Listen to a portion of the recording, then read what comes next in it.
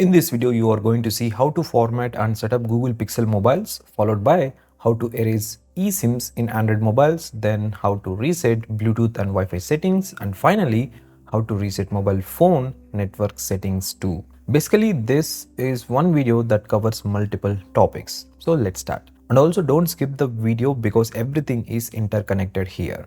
First, open the settings in your Pixel mobile and scroll down. Then select the system option.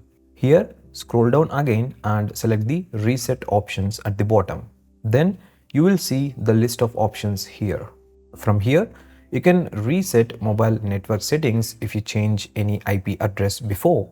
Below that, the reset Bluetooth and Wi-Fi option is available, where it removes all the saved devices and networks from before. Next, you will see the erase eSIM option to remove the eSIMs in Pixel mobiles. Now at the bottom, you will see the erase all data option, which removes all the apps, images and videos on your mobile phone. If there is any data on your mobile phone, make sure you copy it to an external hard disk or computer because this process erases everything on the mobile phone and we cannot get it back. Now click on the erase all data option. It opens a new window like this. Here select the erase all option at the bottom and in the next window choose erase all data again.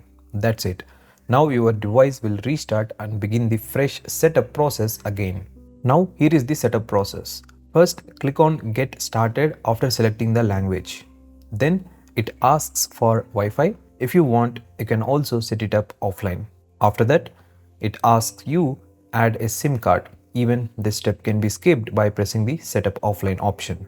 Next, it asks for the date and time. Select that and click next. In the next step, it shows the Google services where you can enable or disable the options that you want or don't want. After that, click accept, then click next. Now it asks you to add a PIN for the mobile phone lock. You can also skip this step and add it later.